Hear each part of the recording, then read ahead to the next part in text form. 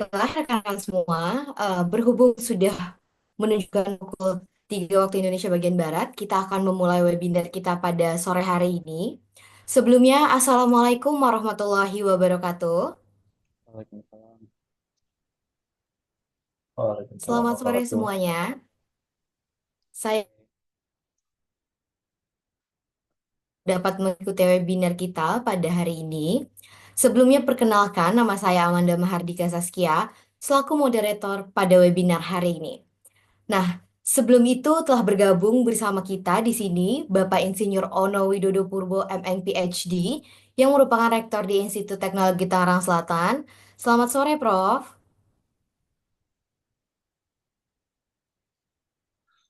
Oke, mungkin Prof sedang ada kesibukan lainnya. Tuh. Sore, Prof. Udah jam 3 nih. Iya.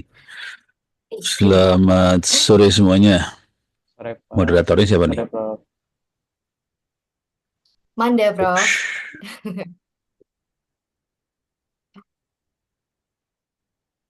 Oke, moderatornya siapa sekarang? Mei atau siapa sih? Kamanda, Prof. Manda, Prof. Sepertinya koneksinya kurang baik, Prof ya? Tidak terdengar dengan jelas. Fikri ada siapa? Faiz sama Pandu ya? Ya, hadir. Hadir, Iya, Prof. narasumber Faiz sama betul, Pandu udah Prof. ada ya? Ada, Prof. Sudah ada, Prof. Eh, Bentar.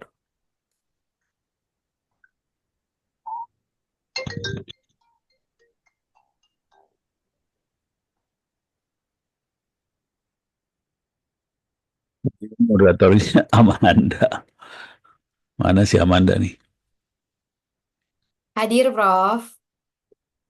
Amandanya belum nongol. Sudah ada, Prof, di sini. Manda, apakah Amanda tidak di mana? Bentar. Pandu ada nggak Pandu? ada, Prof? Pak. Ya Pandu sama Faiz. Pandu sama Faiz ada, Prof.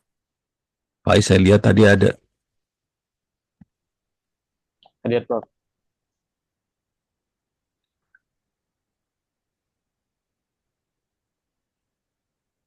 Oke, mungkin bisa kita lanjut dulu, Prof ya.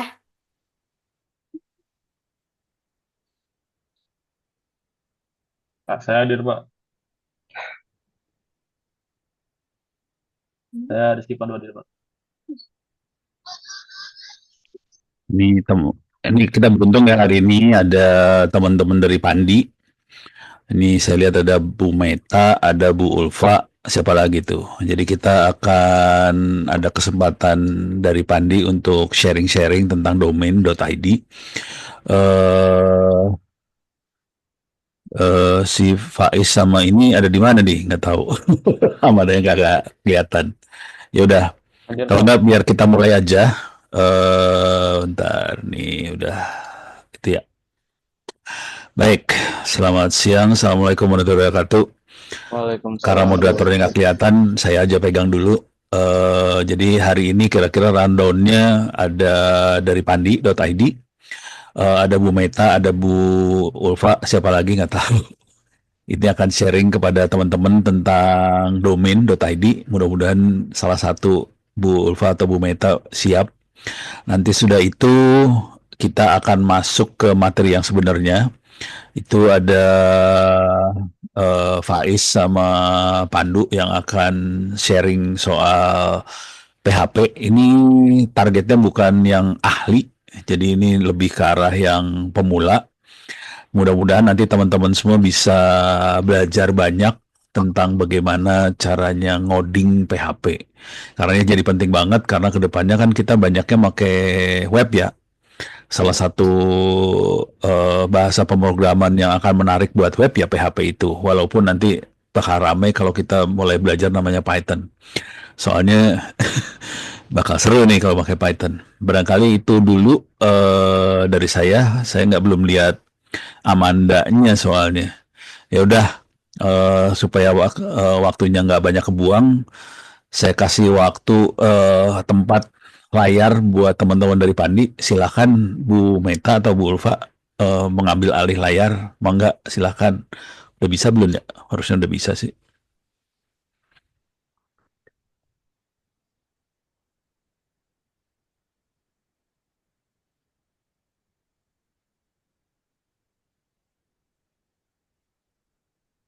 Udah berapa hari juga nih, Pandi. Pandi, Ah, siapa yang mau ngomong itu? Selamat siang Pak Ono. Ah, Pak Ari rupanya. Ini Ulfa Pak. Silakan. Ya. Selamat siang teman-teman dari ITTS. Selamat siang juga Pak Ono dan rekan-rekan semuanya dan moderator juga. Selamat siang juga dari teman-teman Pandi. Perkenalkan saya Ulfa dari tim Literasi Pandi. Terima kasih juga udah bisa join di acara webinar bersama ITTS pada sore hari ini. Mungkin dari kami, dari Pandi, akan sedikit sosialisasi tentang domain.id. Langsung aja, ini tentang Pandi. Lalu nextnya, Mas Ari.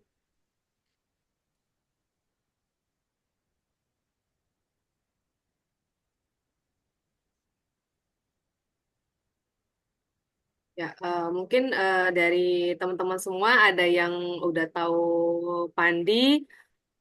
eh, Sebagian mungkin ada yang tahu, ada yang enggak, karena ini mungkin terbuka untuk umum ya audiensnya. Apa suara saya terdengar? Udah nggak terdengar. Ya.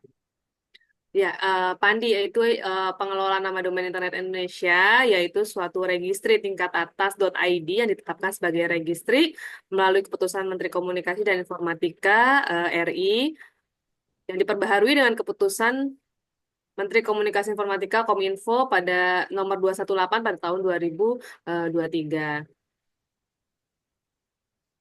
Lalu Pandi berperan aktif. eh, Mas Ari mungkin agak dinaikin ininya, kurang terlihat sepertinya.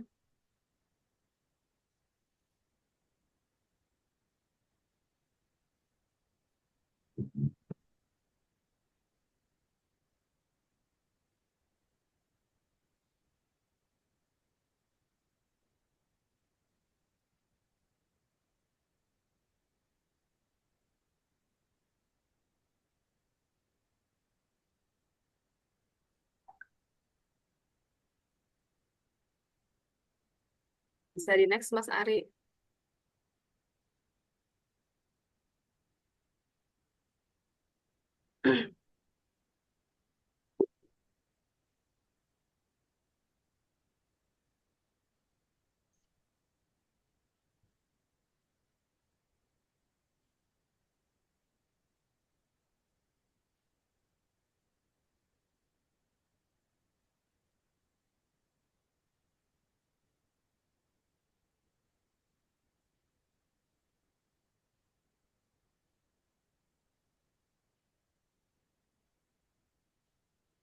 Bisa di Zoom, Mas Ari.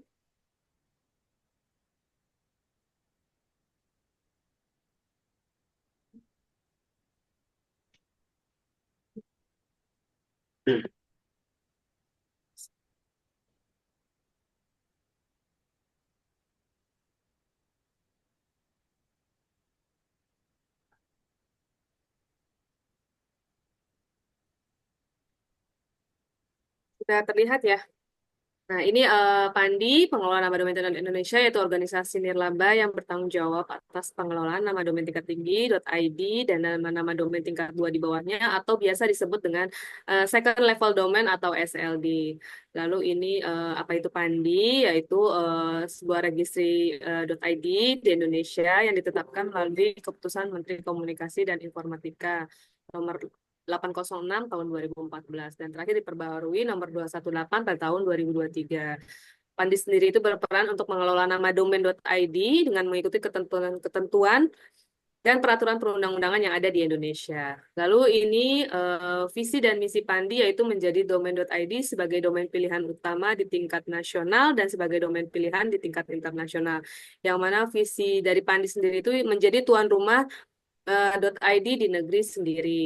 Lalu di sini ada misinya memastikan sistem layanan registri dan sistem nama domain beroperasi dengan stabil, aman, dan terpercaya, mengikuti standar internasional, lalu meningkatkan penggunaan jumlah nama domain untuk menjadi tuan rumah di Indonesia dan pemain yang signifikan di global, lalu menjadi Center of Excellence Industry nama domain di Indonesia dan mengembangkan tata kelola nama domain Indonesia dengan melibatkan publik, pemerintah secara transparan dan akuntabel. Berperan aktif dalam komunikasi global dan pengembangan tata kelola internet global, lalu berperan aktif dalam pengembangan riset dan inovasi teknologi yang terkait dengan internet. Inilah visi dan misi Pandi dalam mengelola nama domain .id sebagai registry di Indonesia. Lalu ini fungsi dan wewenang Pandi sebagai registry.id. Fungsinya sendiri itu memberikan masukan terhadap rencana pengaturan nama domain kepada menteri, lalu melakukan pengawasan terhadap register nama domain, menyelesaikan perselisihan nama domain atau PPND. Lalu di bawahnya itu ada wewenang Pandi, yaitu menolak pendaftaran nama domain apabila nama domain tidak memenuhi persyaratan, lalu menonaktifkan sementara pengguna nama domain, menghapus nama domain apabila pengguna nama domain melanggar ketentuan, lalu penyelenggaraan pengelolaan nama domain Indonesia, memperoleh pendapatan dengan memungut biaya pengelolaan nama domain Indonesia dari register atau registran yang menggunakan jasanya, lalu memilih dan menggunakan teknologi layanan registri sepanjang memenuhi standar teknis sesuai ketentuan perundang-undangan. Inilah fungsi dan wewenang Pandi sebagai registry.id. Pandi di tahun 2024 lalu banyak menyelenggarakan webinar dan workshop, salah satunya juga dengan ITTS. Kita sering juga mengadakan webinar, ada webinar nasional dengan Pak Ono juga ada di Perpustakaan Digital ini dengan Dinas Pendidikan Jawa Barat. Ada juga workshop berbentuk pembuatan website dan microsite. Juga ada dengan kementerian, yaitu dengan Kominfo, Laipkominfo itu tentang keamanan cyber pada bulan Juni. Masih banyak lagi kegiatan-kegiatan yang dilakukan Pandi untuk webinar dan workshop.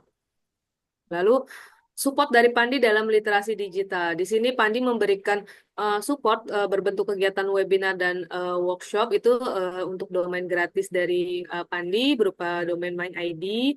Lalu ada pembicara atau narasumber yang bisa kami support. Lalu pembuatan microsite, sertifikat untuk peserta yang mengikuti kegiatan workshop dan webinar. Lalu juga ada merchandise eksklusif dari Pandi dalam kegiatan webinar maupun workshop. Lalu ini beberapa kerjasama yang sudah berjalan dengan Pandi di 2024 itu dengan Telkom University, Institut Teknologi Tangerang Selatan, Universitas Sumatera Utara, Universitas Indraprasta. Lalu di 2022 juga dengan Bapak Ono jadi Ono Center. Lalu 2023 ada UIN Jakarta dengan Kadin, dengan Distrik Jawa Barat dan komunitas UMKM yaitu dengan Bukalapak. Dan sampai saat ini masih berjalan dan banyak penambahan di 2025 ini dengan beberapa kampus dan komunitas.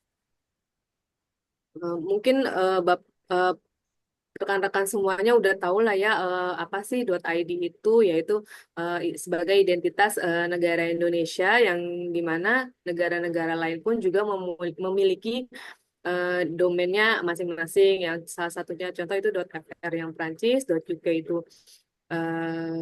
Inggris, .us Amerika, dan .de itu untuk Jerman, dan Indonesia sendiri mempunyai .id.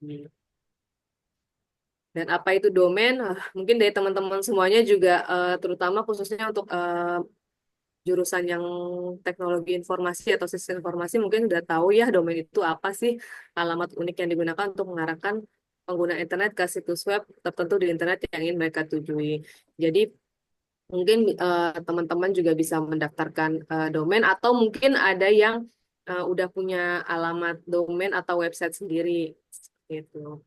Dan ini struktur domain terdiri dari protokol internet, ada nama domain itu sendiri dan subdomain, lalu ada top level domainnya sendiri.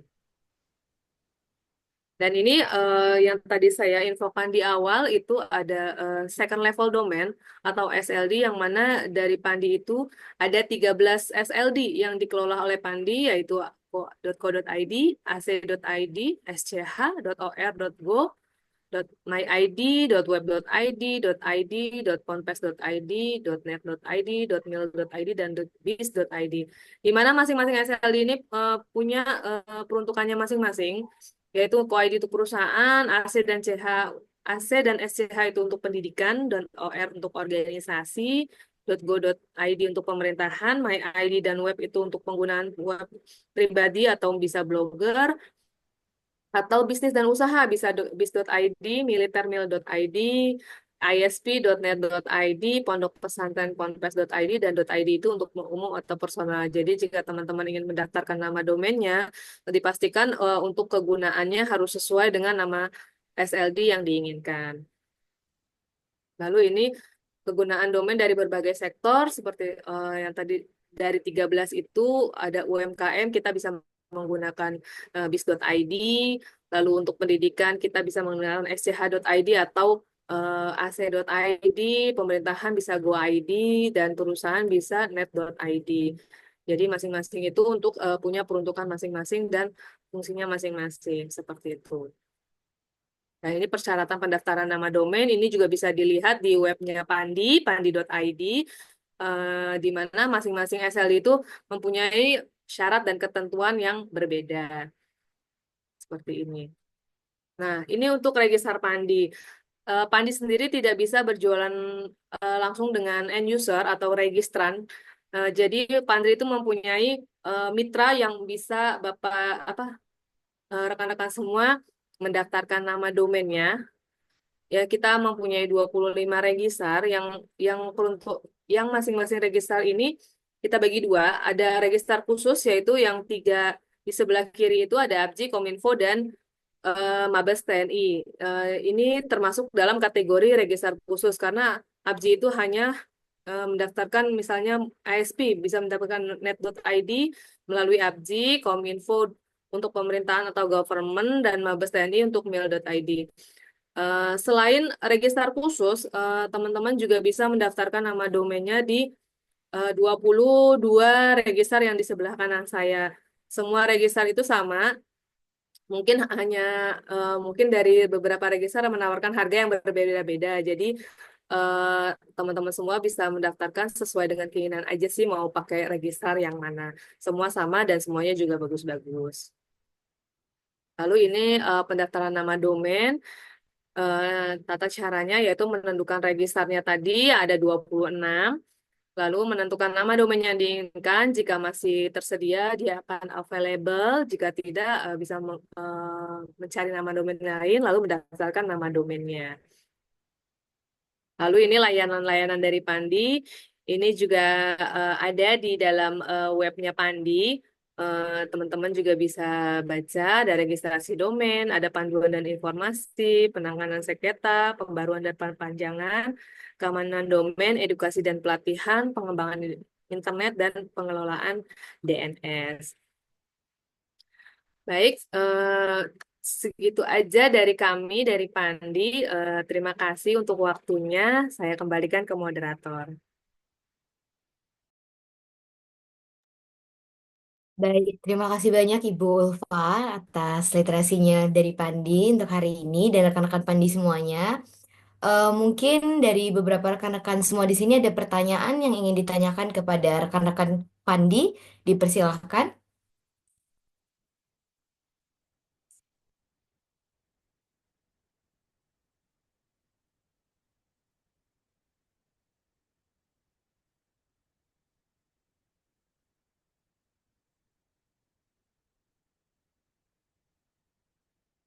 Baik, di sini ada yang raise hand ya dari saudara Pudin. Saya Pudin, mungkin boleh kakaknya jika ingin bertanya di open mic-nya silahkan.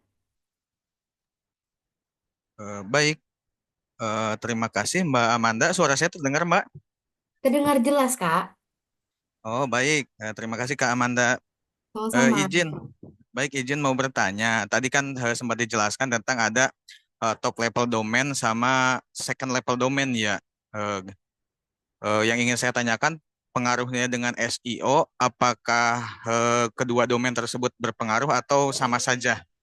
Seperti itu sih untuk SEO ya, karena biar lebih optimal untuk di pencarian Google dan yang lainnya. Mohon izin, boleh tanya satu lagi? Boleh, silahkan Kak. Baik, itu pertanyaan pertama. Pertanyaan kedua terkait dengan maraknya judi online ya. Tadi juga sempat ada di chat ya yang menanyakan apakah ada semacam program atau apa gitu. Karena kami pun di sekolah ya termasuk sudah pernah beberapa kali terserang ya dengan judi online tersebut. Cuman ya alhamdulillah kami bermigrasi ya ke server VPS. Sebelumnya kan pakai hosting ya, hosting di sebuah registrar. Mungkin karena hostingnya juga hosting yang bercampur dengan yang lain, jadi ikut terkena juga. Tapi ya setelah kami pindah ke VPS dan mengoptimalkan konfigurasi, alhamdulillah sih sampai saat ini sih tidak terjadi lagi. Mungkin ingin menanyakan kembali sih dari mungkin ada program seperti apa atau ada literasi apa untuk mengatasi hal itu terutama kepada kami yang admin yang di sekolah gitu. Terima kasih. Mungkin dua itu aja pertanyaan dari saya. Terima kasih Kak Amanda. Baik, terima kasih Kak Pudin. Sangat bagus ya pertanyaannya. Mungkin bisa langsung dijawab oleh Ibu Ulfa. Dipersilakan Ibu.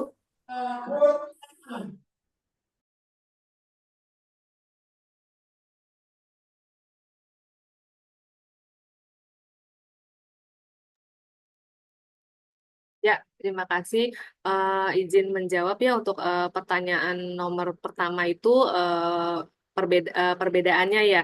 Sebenarnya sih sama aja untuk SEO itu mengarah ke sebenarnya sih SEO itu mengarah ke nama domainnya itu sendiri sebenarnya. Jadi mau pakai domain SL di manapun itu nggak pengaruh sebenarnya. Lalu yang kedua itu yang untuk judi online ya. Judi online itu sebenarnya kita tuh sering ini sih sering ngadain pelatihan juga untuk keamanan cyber juga dengan Kominfo. Mungkin nanti ada webinarnya juga sih sebenarnya mungkin bisa dilihat dari Instagramnya Pandi itu kita ada berbagai macam tema untuk webinarnya itu sendiri. Jadinya untuk judi online kita bisa pembahasannya itu bisa berinteraksi langsung di webinar yang ada Pandi selenggarakan seperti itu sih. Oke, baik. Terima kasih banyak Ibu Ulfa atas jawabannya. Bagaimana untuk Kak Pudin? Apakah sudah jelas atas pertanyaannya?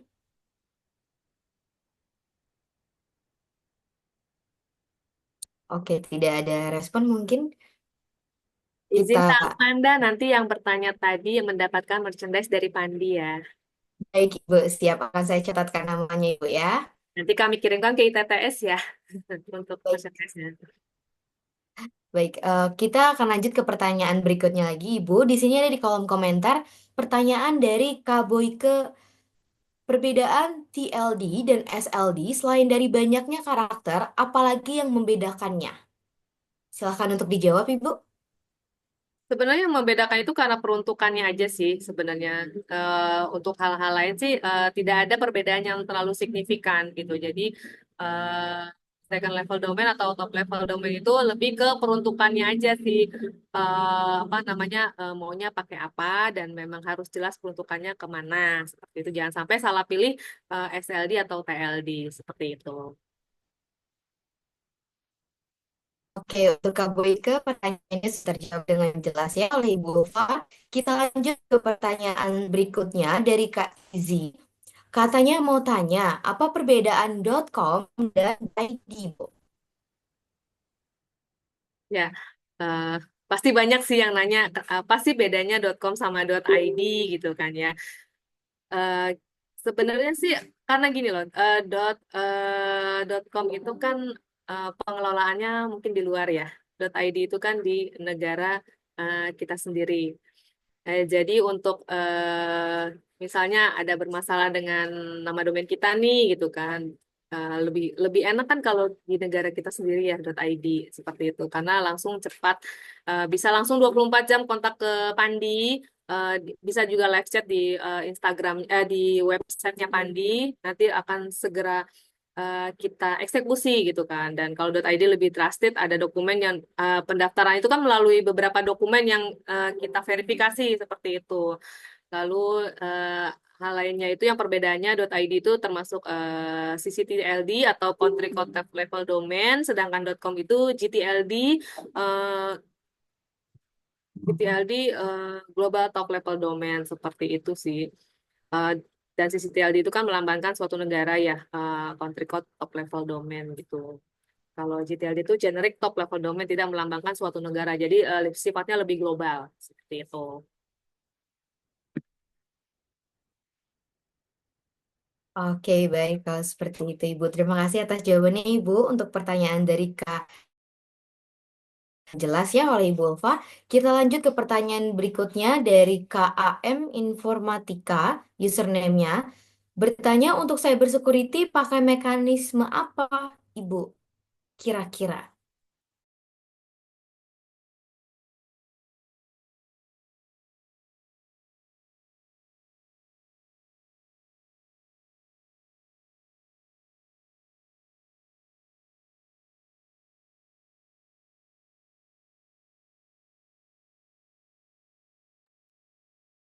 Ya, mungkin kalau cyber security-nya itu lebih spesifiknya kemana nih gitu kan. Karena kan beda-beda ya. Yang dimaksudkan cyber security ini keamanan di sisi apanya gitu. Seperti itu. Baik, Ibu. Mekanismenya yang pasti kalau dari kita .id itu kita menggunakan DNSSEC. eh, Lalu untuk yang pasti penggunaan nama domain.id akan amat sangat terjamin keamanannya. Jadi lebih aman. Oke, seperti itu, Ibu. Terima kasih jawabannya, Ibu. Ditambah lagi oleh beliau, katanya di level domain, Bu. Kenapa Kak? Di level domain, untuk level domain cyber security-nya, mekanismenya. Ya, pakai DNSSEC itu. Oke, baik, Ibu. Eh, Selanjutnya ada pertanyaan Di sini dari Amanda kita 5 penanya yang mendapatkan hadiah ya, tapi dari merchandise dari Pandi. Tapi kalau memang ada yang nanya lebih dari 5 nggak apa-apa. Oke, ini yang terakhir Ibu ya, pas kali 5. Hmm. Eh Kurang tahu ini pertanyaan atau tidak, karena tidak ada tanda tanya. Tapi dari KPI,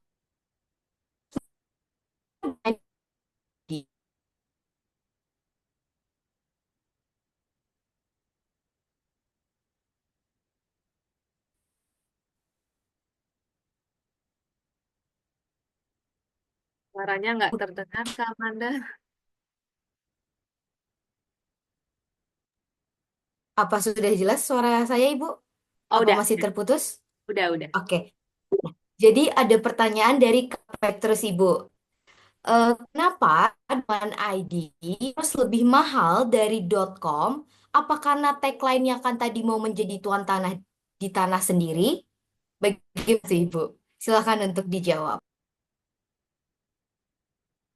Ya, sebenarnya sih mungkin kalau eh, apa namanya kalau pendaftaran di .id itu mungkin memang banyak beberapa orang bilang .id lebih mahal nih dibanding .com gitu kan. Mungkin kalau bisa dilihat juga mungkin pendaftaran di awalnya aja yang lebih mahal, tapi kan untuk perpanjangannya itu relatif murah. Terus pertama, kedua itu juga .id itu lebih aman dari sisi dokumennya, kita trusted lah, maksudnya terus untuk misalnya ada keluhan atau bermasalah itu kita 24 jam bisa live chat untuk segera penanganannya. Lalu kalau .com itu kan ada apa VeriSign ya, mereka melalui VeriSign dan itu apa lebih lebih lambat sih itunya. Jadi di dalam visi misi Pandi itu juga terlihat sih, maksudnya kenapa kenapa sih .id itu mahal banget? Itu banyak banget yang pertanyaan seperti itu. Tapi dari sisi kita maintenance-nya pun akan lebih cepatlah menangani untuk segala keluhan dari para registran atau pengguna nama domain. Seperti itu sih. Jadi jangan ragu untuk selalu Baik, menggunakan domain.id. baik Ibu. Terima kasih atas jawabannya Ibu. Sebenarnya kita sudah mendapatkan 5 orang penanya nih Ibu yang akan Ya. mendapatkan merchandise. Tapi ada beberapa pertanyaan lagi Ibu. Apa boleh kita lanjutkan? Tapi gak apa-apa ya bagi para penanya selanjutnya tidak mendapatkan merchandise. Tapi akan dijawab pertanyaan-pertanyaannya oleh Ibu Ulfa. Boleh, Kamanda. Baik, pertanyaan selanjutnya ada dari Kasilaban Ibu. Mau nanya Bu, kenapa web pemerintah sangat mudah untuk dihack? Wah, ini jawabnya pemerintah ini ya. Mudah-mudahan saya nggak salah jawab ya. Ini agak-agak sensitif soalnya. Mungkin kalau dari sisi Pandi itu kan mungkin sekarang lagi marak untuk judi online ya. Tapi dari sisi Pandi sendiri itu seaman mungkin lah untuk menangani keluhan-keluhan. Banyak juga melalui chat kita yang melaporkan situs-situs yang mengarah ke judi online atau penggunaan yang tidak tidak inilah yang tidak diinginkan seperti itu. Jadi kalau untuk hack itu kan lebih ke servernya ya. Jadi saya juga agak takut-takut nih, takut salah jawab gitu kan. Tapi dari sisi Pandi sendiri akan selalu membantu untuk nama-nama domain yang mungkin terkena suspend karena judi online seperti itu. Mungkin ada pelaporan-pelaporan yang domainnya itu lebih mengarah ke yang tidak menggunakan apa ya wewenangnya lah yang tidak berkepentingan seperti itu sih. Baik, Ibu. Sudah cukup jelas ya untuk kasih laban jawaban dari Ibu Ulfa. Kita masuk ke pertanyaan terakhir, Ibu ya. Boleh. Dari Kak Rohman. Katanya, isu terbesar saat ini adalah banyaknya kebocoran data. Bagaimana peran Pandi untuk melakukan pencegahan hal ini, Ibu? Terima kasih. Ya, itu isu kebocoran data ya. eh jadi yang apa namanya kalau isu kebocoran data itu kan memang banyak ya dan Pandi sendiri pun sampai saat ini berupaya untuk menjaga keamanan data-data para registran. Ya, sejauh ini penggunaan domain sejauh ini sih belum ada isu kebocoran data ya. Eh, Kalaupun nanti, jangan sampai ya, kalaupun nanti ada, kita sebisa mungkin akan aware terhadap itu dan kita juga yang pasti penggunaan nama domainnya itu mungkin lebih berhati-hati juga dari sisi penggunanya. Jadi dari Pandi sendiri akan berusaha untuk menangani secepat mungkin jika ada kebocoran data registran atau pengguna atau user seperti itu. Baik, Ibu. Pertanyaannya sudah cukup eh, jelas dan juga jawabannya juga sudah cukup jelas. Mungkin itu tadi pertanyaan terakhir Ibu ya. Terima kasih untuk rekan-rekan yang sudah bertanya dan juga untuk Ibu Ulfa yang sudah menjawab pertanyaannya dengan sangat bagus. Terima kasih banyak Ibu. Terima kasih Kak Amanda.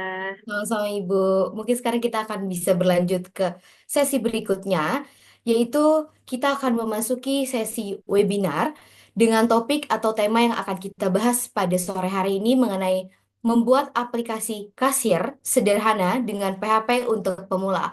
Sebelumnya, rekan-rekan semua, di webinar kali ini akan diisi oleh narasumber yang merupakan mahasiswa semester 1 dari Prodi Sistem Informasi di Institut Teknologi Tangerang Selatan, yaitu Saudara Muhammad Faiz Zaki dan juga Saudara Rizky Pandu Wibowo Aji. Walaupun mereka ini masih dikategorikan mahasiswa semester awal, tetapi sudah punya berbagai pengalaman menarik loh rekan-rekan semua. Seperti Saudara Pandu yang pernah memiliki pengalaman dalam proyek pembuatan website profil company dan juga website panduan masyarakat. Lalu Saudara Faiz yang juga memiliki pengalaman dalam membuat website kasir restoran dan juga turut aktif dalam UKM-UKM yang ada di ITTS seperti UKM Jaringan, Data Science, dan juga Programming. Nah, tanpa perlu berlama-lama lagi, marilah langsung kita dengarkan penjabaran materi dari Saudara Faiz dan juga Pandu. Untuk Saudara Faiz dan juga Pandu, waktu dipersilahkan. Baik, Kak Amanda, terima kasih untuk waktunya. Oke. Apakah terlihat? Belum terlihat ya? Oh, Mohon bentar. maaf. Ya. Oke, sudah terlihat. Oke. Jadi selamat sore Bapak atau Ibu dan teman-teman semua. Perkenalkan, nama saya Rizky Pandu Wibowo Aji. Saya mahasiswa Sistem Informasi di Institut Teknologi Tangerang Selatan. Bersama saya di sini ada teman saya yaitu Muhammad Faiz Zaki yang juga merupakan mahasiswa di ITTS juga. Baik, kami sangat senang bisa bergabung Anda semua dalam webinar ini yang bertema membuat aplikasi kasir sederhana dengan PHP untuk pemula. Oke, terima kasih telah meluangkan waktu untuk hadir pada kesempatan kali ini. Dalam sesi ini kita akan membahas aplikasi kasir menggunakan PHP. Kami berharap diskusi ini dapat memberikan wawasan baru dan bermanfaat bagi kita semua. Oke, mari kita mulai hari ini dan semoga sesi ini akan berjalan dengan baik.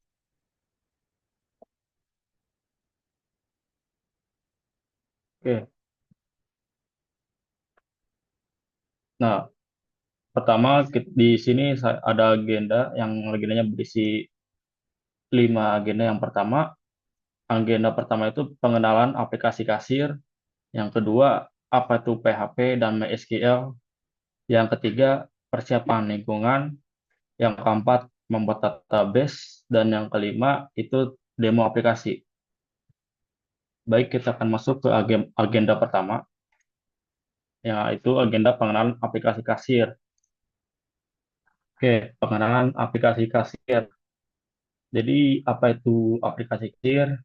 Aplikasi kasir ini adalah sistem perangkat lunak yang digunakan untuk mengelola dan mencatat transaksi penjualan di toko atau bisnis menggunakan proses pembayaran dan pengelolaan inventaris. Lalu manfaat dari aplikasi kasir itu apa? Meningkatkan efisiensi operasional dengan otomatisasi pencatatan transaksi serta memberikan laporan penjualan yang akurat untuk membantu pengambilan keputusan bisnis. Jadi, apakah penting mempunyai aplikasi kasir? Menurut saya penting karena pertama, efisiensi transaksi, mempercepat proses pembayaran, mengurangi waktu tunggu pelanggan, dan meningkatkan pengalaman belanja. Dan yang kedua, pencatatan akurat, mengurangi kesalahan manusia dalam pencatatan dan menyediakan laporan penjualan yang akurat untuk analisis bisnis. Tiga, manajemen persediaan, memantau stok barang secara real time, membantu menghindari kehabisan atau kelebihan persediaan, memastikan produk tersedia untuk pelanggan. Lalu selanjutnya, apa saja jenis aplikasi kasir yang banyak digunakan di Indonesia? Yang pertama ada Moka, aplikasi kasir dengan fitur lengkap, termasuk manajemen inventaris, laporan penjualan, dan integrasi dengan marketplace. Yang kedua Harmoni, aplikasi kasir yang mudah digunakan dengan antarmuka sederhana dan fitur pelacakan stok. Yang ketiga kasir pintar, aplikasi kasir dengan fitur POS, manajemen inventaris, dan laporan penjualan terintegritas. Nah, kita masuk ke agenda kedua, yaitu apa itu PHP dan MySQL. Oke, pengertian PHP itu adalah singkatan dari Hypertext Processor, yaitu sebuah bahasa scripting yang dibuat oleh Ramsung Lerdorf pada tahun 1994 untuk membuat halaman, website, aplikasi web, dan graphical user interface atau GUI. Nah, PHP ini tidak sengaja diciptakan oleh Pak Ramsur Ledrop saat dia membuat website. Dia saat itu menggunakan bahasa C++, lalu dia ingin membuat bahasa baru, yaitu terbuat bahasa PHP. Nah, penjelasannya, server side. Kode PHP dijalankan di server web, bukan di browser pengguna. Dan selanjutnya dinamis. Situs web dinamis dapat berinteraksi dengan database, menampilkan konten yang berubah-ubah, dan merespon tindakan pengguna. Jadi dinamis itu dia terinteraksi dengan database. Jadi tidak usah diubah-ubah di codingan. Seperti apa? Seperti sistematis. Nah, selanjutnya script. PHP ditulis dalam bentuk script yang dijalankan oleh server untuk menghasilkan output HTML dan konten web lainnya. Selanjutnya ada open source.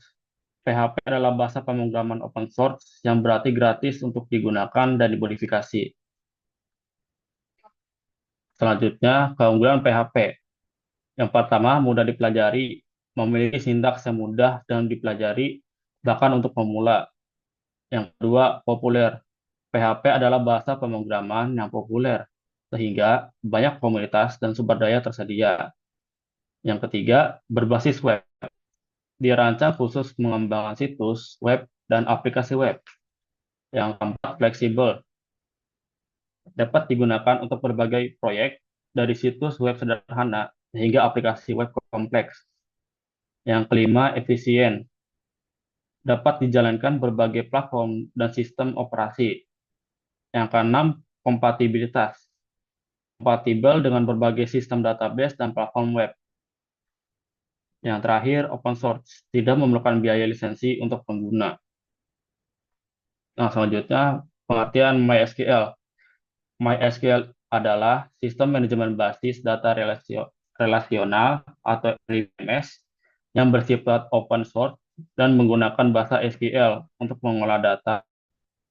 MySQL memungkinkan pengguna untuk menyimpan, mengelola, dan mengambil data secara efisien dalam berbagai aplikasi, terutama dalam pengembangan web.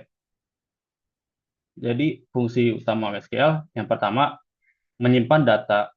MySQL memungkinkan kita untuk menyimpan informasi dalam bentuk yang terstruktur sehingga mudah diakses kapan saja. Yang kedua, mengambil data.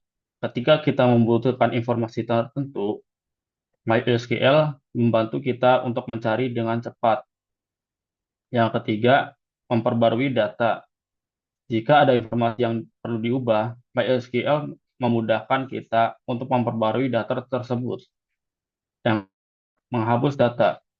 Jika ada data yang sudah tidak diperlukan, kita bisa menghapusnya dengan mudah. Selanjutnya, kelebihan MySQL. Yang pertama, open source. MySQL dapat diakses dan dimodifikasi secara gratis. Yang kedua, kompatibilitas tinggi. Mendukung berbagai platform seperti Windows, Linux, dan macOS. Yang ketiga, multi-user. Banyak pengguna untuk mengakses database secara bersamaan. Yang keempat, fleksibilitas. Dapat diintegrasikan dengan berbagai bahasa pemrograman seperti PHP, Python, dan Java. Lalu kekurangan MySQL, kurang ideal untuk aplikasi dengan beban data yang besar. Yang kedua, performa dapat menurun saat database menjadi besar. Yang ketiga, mendukung teknis yang terbatas dibandingkan dengan solusi database komersial. Jadi, file ini kurang cocok untuk perusahaan-perusahaan besar karena eh, hanya bisa menyimpan data-data kecil saja, tidak seperti big data. Big data ini kan big perusahaan ya, data perusahaan yang besar seperti Meta, YouTube, dan lain sebagainya. Nah, kita masuk ke agenda 3, persiapan lingkungan. Yang pertama, persiapan lingkungan, software yang kita butuhkan itu XAMPP. Nah, bagi yang ingin menurut XAMPP, boleh lihat dari apa? Boleh lihat saya. Kita.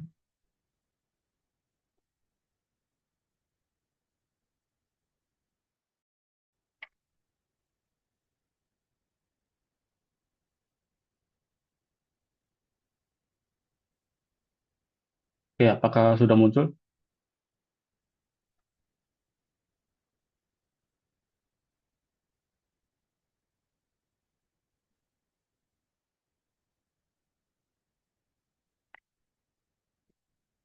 Nah, pertama kita ketik XAMPP lalu enter. Nah, di sini ada website Apache Friend. Jadi, jika kalian ingin mendownload XAMPP, silakan download di sini. Download XAMPP Apache Friend. Nah, di sini jika kalian memakai Windows, kalian bisa memilih Exam for Windows. Dan untuk versi, saya rekomend untuk menggunakan yang di 8.2.12 yang ini. Lalu selanjutnya, jika kalian menggunakan Linux, kalian bisa turun ke bawah, lalu di sini ada XAMPP for Linux. Dan ada XAMPP for OS. Coba kita download. Kita tunggu hasilnya.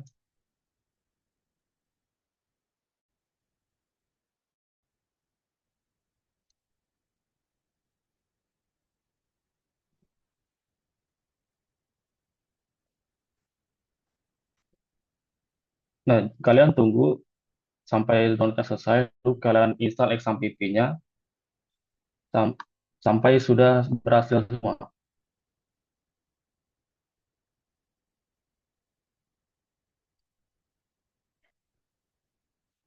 Nah, jika yang sudah punya XAMPP, selanjutnya kita akan menginstal Visual Studio Code bagi yang belum punya atau text editor. Nah, jadi text editor ini yang hanya saya tahu hanya dua, yaitu Visual Studio Code. Nah, di sini text editor yang cukup populer sampai sekarang, yaitu banyak yang digunakan dan diminati. Yang kedua, jika kalian tidak mau menggunakan ini, kalian bisa menggunakan Sublime Text. Nah, ini sama seperti Visual Studio Code, tetapi hanya berbeda.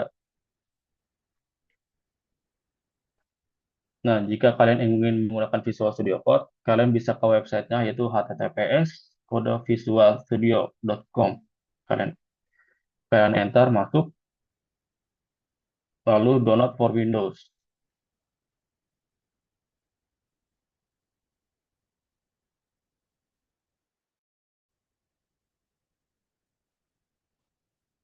Lalu download yang sini.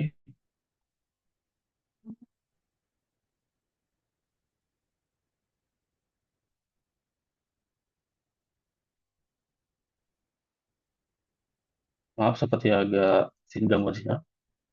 Ya, kalau kalian sudah punya Visual Studio Code, tidak apa-apa, bisa dilanjutkan.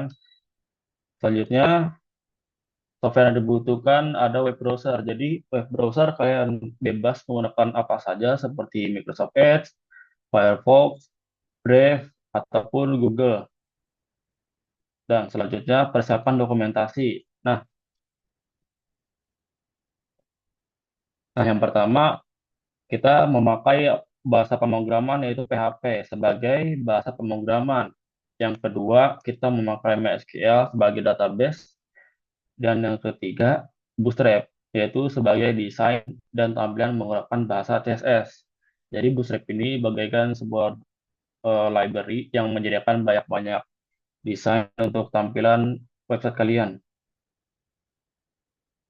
Nah, selanjutnya, jika kalian sudah menginstal lalu memasang SMPP dan text editor, kita akan masuk ke membuat database. Nah, pertama, nyalakan SMPP kalian di SMPP control panel.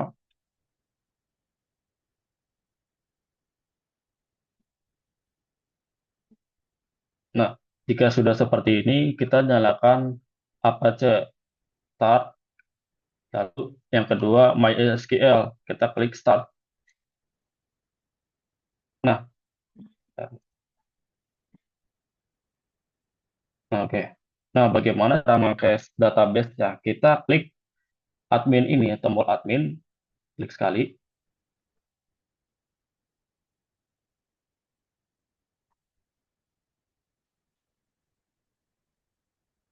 Atau kalian bisa ketik juga localhost php myadmin.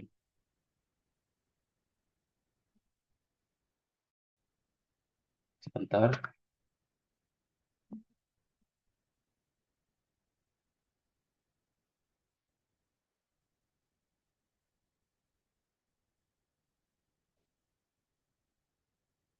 sebentar. Saya coba ulang.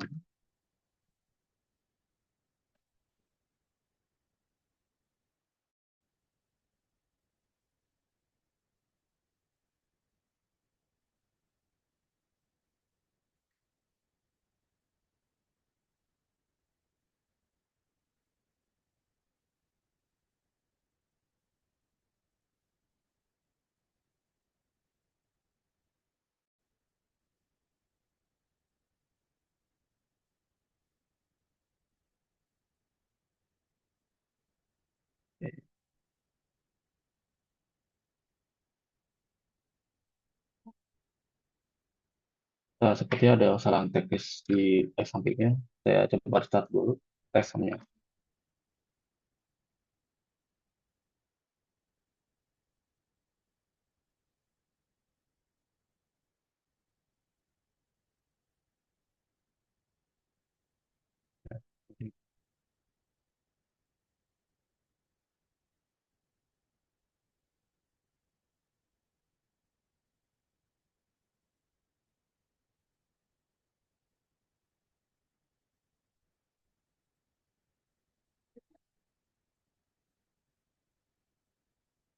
TV control panel.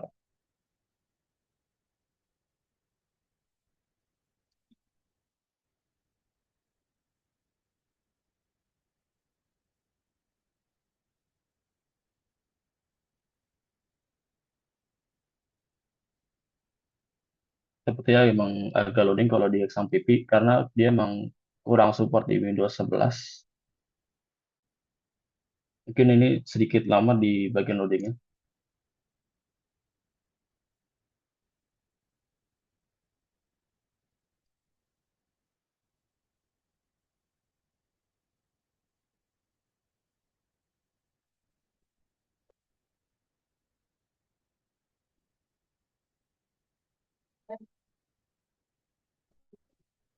Dan di FG coba min.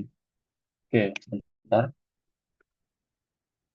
Saya sudah di muka FG sih.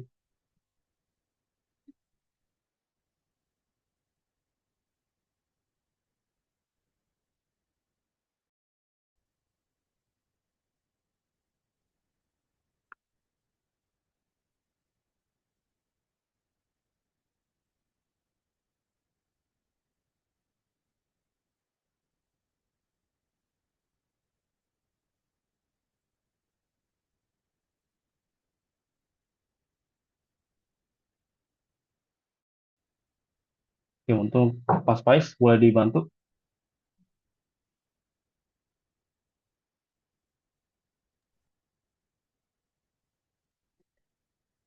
Untuk Mas Pais boleh dibantu. Oke, Mandu, mungkin saya coba bantu ya. Ya, maaf tadi ya, emang agak ini, XAMPP ya. Oke, Pandu boleh dimatikan dulu share screen-nya. Oh ya,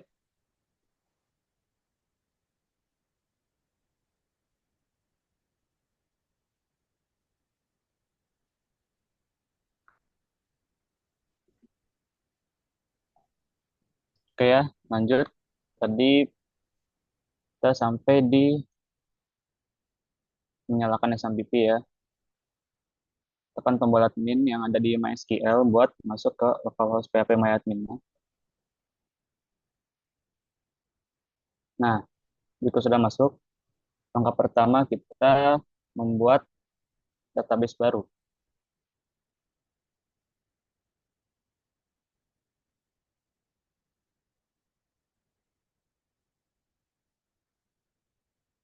Oh ya, untuk share screen-nya sudah terlihat jelas kan? Sudah terlihat jelas. Oke, terima kasih teman-teman. Kita bikin database bernama kasir.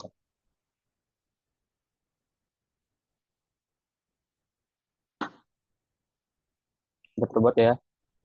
Nah, untuk source code dan database tadi sudah saya share di grup WA ya. Nanti teman-teman bisa langsung import.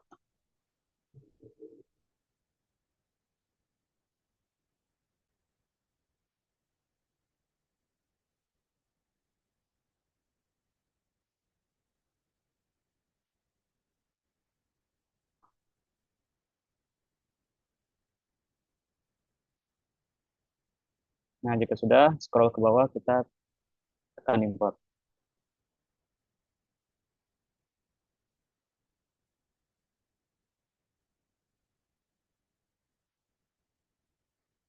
Sudah berhasil ya. Kita lihat sini banyak checklistnya. Oke, Mohon lanjut. maaf, Kak Faiz, ada yang komen katanya pelan bang Oh iya, katanya. maaf, maaf, maaf. Sorry, sorry, sorry. Sampai mana? Apa masih diimport tadi? Mungkin yang belum download source code-nya yang di grup WA bisa di-download terus diekstrak dulu.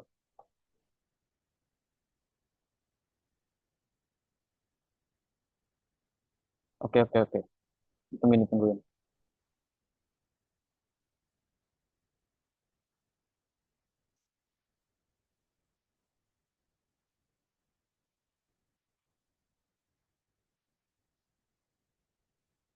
Oke, oke. Sorry, sorry, sorry.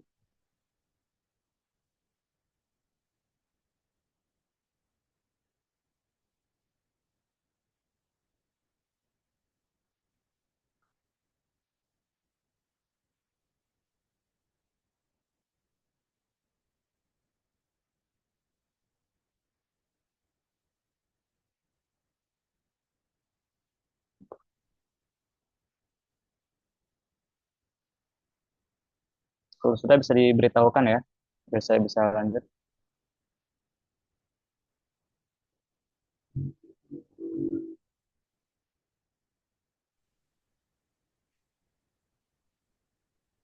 Oke, tadi eh, kita sampai di yang import ya.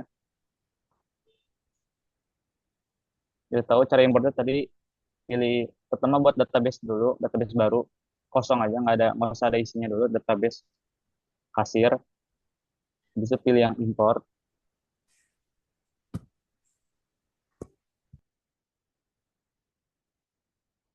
pilih file, nah, lalu pilih yang formatnya itu SQL kayak gini.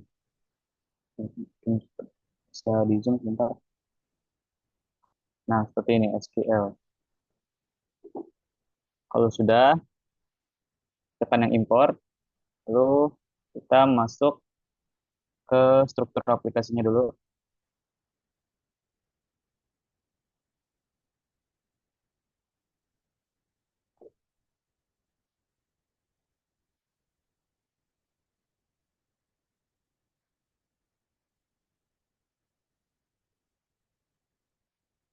Oke, di sini sebagai contoh implementasinya saya menggunakan aplikasi kasir untuk restoran.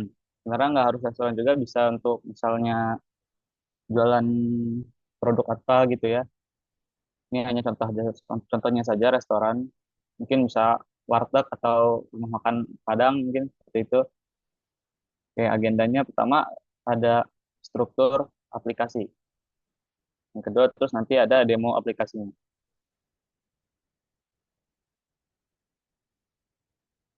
Struktur aplikasi yang pertama front end. Front end ini kita menggunakan HTML, digunakan untuk membuat struktur halaman. Dan ada CSS Bootstrap untuk memberikan gaya pada halaman. Yang kedua ada backend. Pertama di backend itu ada PHP sebagai bahasa pemrograman utama untuk membangun logika aplikasi. Lalu di poin kedua ada MySQL, basis data yang tadi sudah kita import untuk menyimpan data transaksi, menu pengguna, dan lain-lain. Fungsi utamanya itu ada login atau logout. Ini untuk sistem autentikasi untuk pengguna.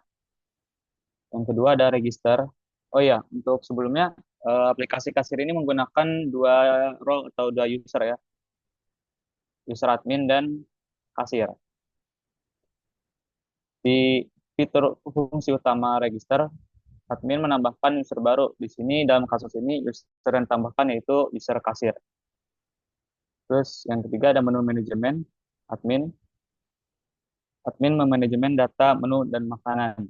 Yang keempat ada order management. Ini dilakukan oleh user kasir untuk catatan transaksi. Ternyata ada yang kurang nih, sebenarnya catatan transaksi dan order. Lalu lanjut ada reporting admin, laporan penjualan. Lanjut. Nah, implementasi pertama itu harus koneksi database. Tadi kita sudah import, membuat database dan table yang dibutuhkan, terus kayak table, user, produk, order, dan lain-lain.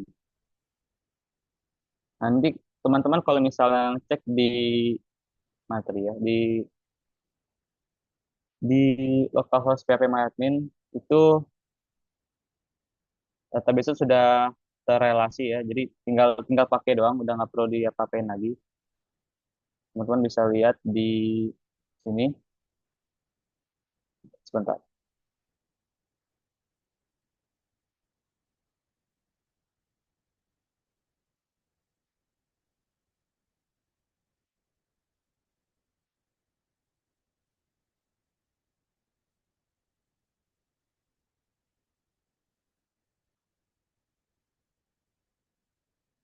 Pilihan paling ujung ini ada more, terus pilih yang designer.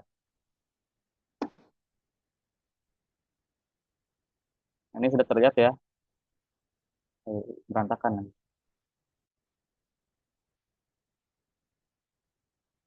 Jadi relasi database seperti ini.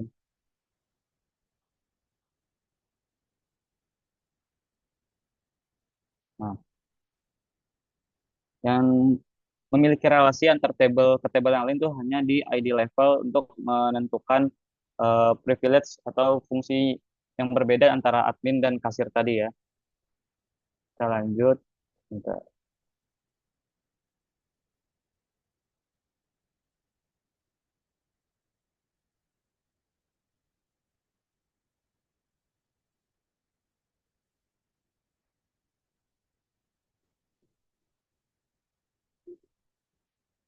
Yang ke eh terhalang tidak?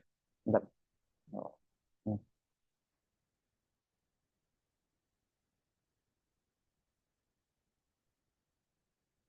Nah,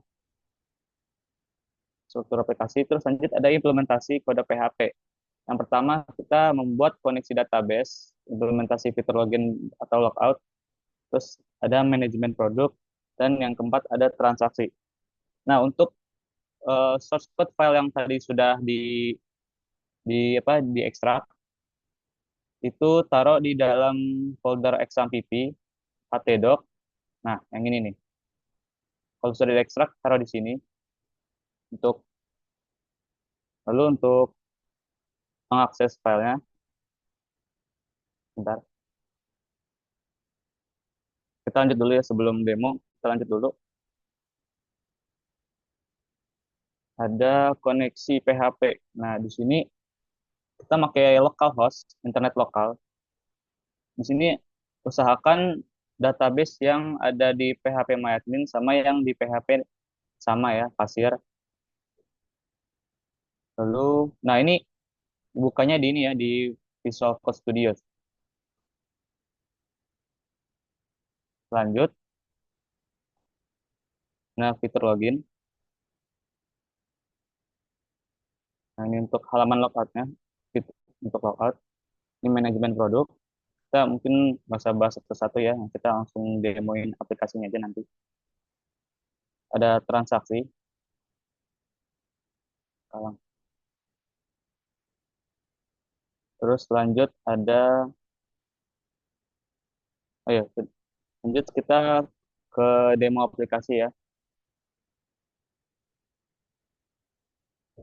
Untuk teman-teman yang tadi sudah taruh eh, source code yang udah diekstrak tadi di folder htdoc di folder exampp, kalian harus cuman harus ketikkan localhost, terus kasir, ini nama folder, lalu index php, ini halaman login awal nih. Kita enter, nanti sudah masuk sini. Bagaimana teman-teman semua? Masih ada yang mengikuti atau ada yang ketinggalan?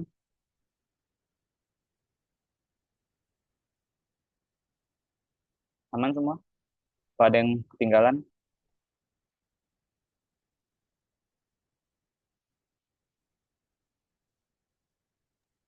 Sepertinya aman Kakak Is, boleh silahkan dilanjutkan. Oke, oke. Oh, cara import filenya. Oh, tadi ketinggalan ya? Oke, oke, oke. Buat kakaknya yang tadi, Kak, bentar, Kak Hamsarudin, cara impornya tadi, pertama kakak bikin database dulu yang new, terus tadi bikin database kasir, nama database kasir, habis itu create, habis itu di dalam database kasir ini, kakak langsung ke import, pilih yang import ini ada tulisan import,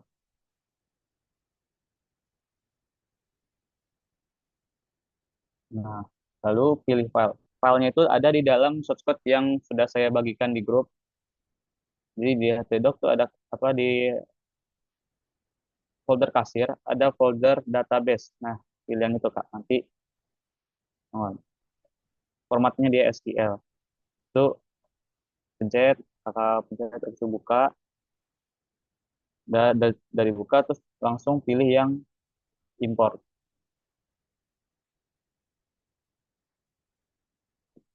Gimana Kak? Kak Hamsarudin kalau sudah bisa mengimportnya?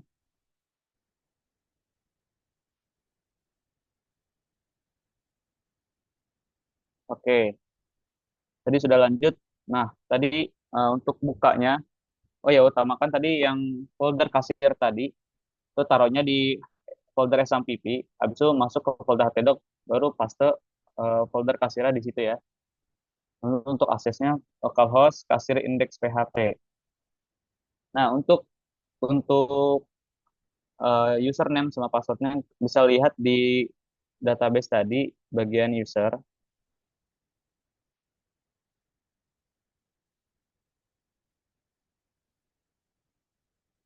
Nah, di sini ada admin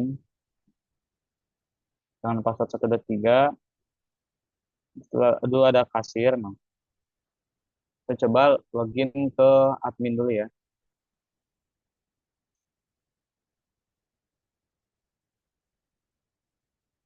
Sekalian teman-teman bisa sekalian mencoba ya. Passwordnya 123.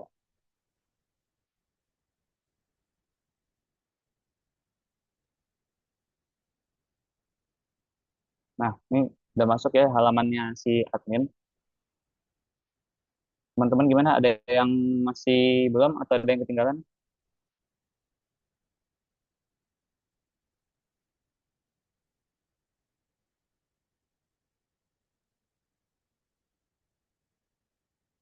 Oh iya, di localhost yang tadi. Bentar. Oke, oke, oke.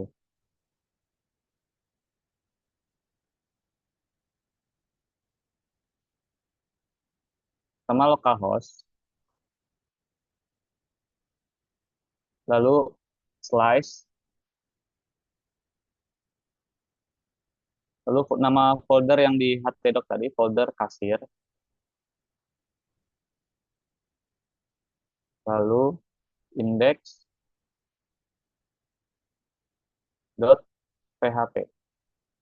Seperti ini, Kak. Tinggal enter aja. Dia langsung masuk tuh. Bagaimana, Kak?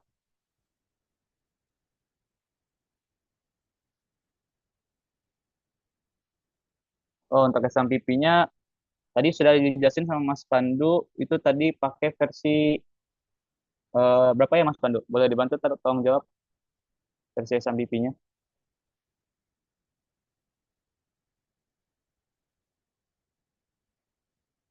Passwordnya dari mana? Oh, itu tadi password ada di database, pilih yang kasir tadi, terus masuk ke yang table user.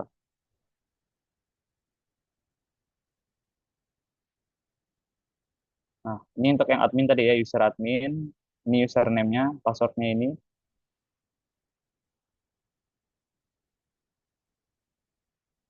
Oke, Mas Silaban, gimana? Udah bisa? Oke, oke sudah bisa ya. Lanjut. Oke, nggak ada yang kendala, udah nggak ada kendala lagi kan? Bagaimana teman-teman semua? Ada masih bisa mengikuti?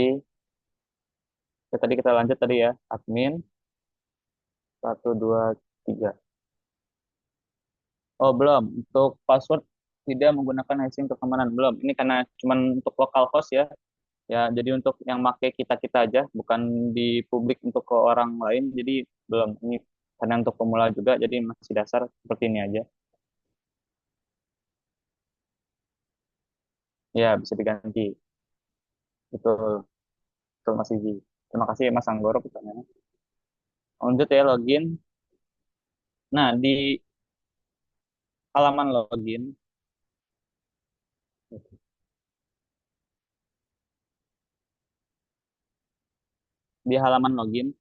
itu di sidebar-nya, yang pertama ada beranda. Di beranda ini sudah ada data kasir, sama ada OG dengan username ini. Nah, dia statusnya nonaktif. Misalnya eh, contoh kasusnya, misalnya kita punya usaha gitu, terus kita punya aplikasi kasir ini, terus kita punya karyawan yang jadi kasirnya, misalnya Oji, si Dimas juga, misalnya ya. Terus ini misalnya dia, nah ini kalau dia misalnya bekerja, lagi bekerja kita aktifin, kalau enggak, jadi kalau dia nonaktif, nanti si Oji ini nggak bisa login dia nggak bisa login karena dia lagi di nonaktifin. Kalau dia udah diaktifin, dia baru bisa login ke situs ini. Nah, yang Dimas juga sama, begitu juga ya. Nah, untuk misalnya ada yang salah satu kasir yang udah nggak kerja atau yang udah dipecat apa gimana gitu, ini bisa dihapus. Nanti otomatis yang di database, oh iya, sorry, yang di database otomatis di sini juga hilang nanti, begitu. Aduh, bentar. Nah, gimana teman-teman semua?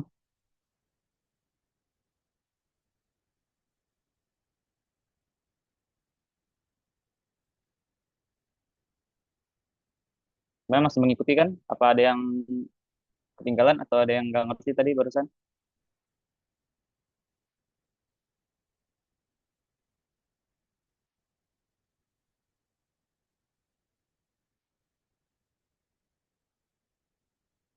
Nggak ada ya.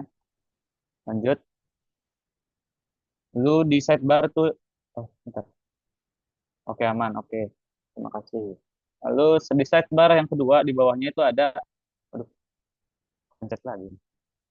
Di sidebar kedua yang kedua di sidebar yang di keduanya itu ada daftar. Ini kita buat daftarin user baru atau misalnya karyawan baru, kasir baru gitu ya.